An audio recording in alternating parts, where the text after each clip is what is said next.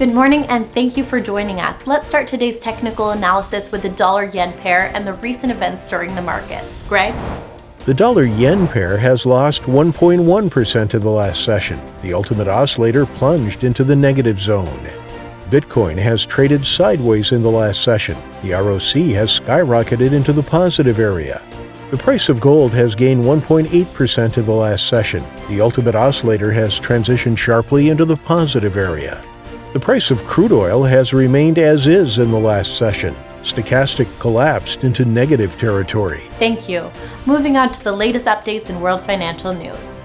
Brent and WTI both retreated, moving both contracts back into range trading no man's land. Higher U.S. yields capped price increases. Figures confirm Britain's 20.4% second quarter GDP fail was by far the worst of the world's advanced economies. After a few days of coasting, the Swiss franc has sprung into action on posting considerable gains against the sagging dollar as the Swiss KOF barometer soars. Thank you, and now let's go through today's major economic events.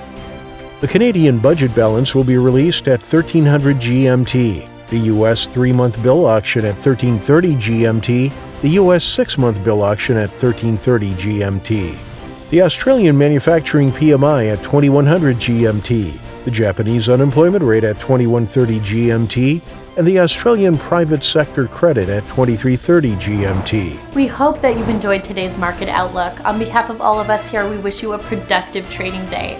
Be sure to join our next review for the latest news and events from the financial markets.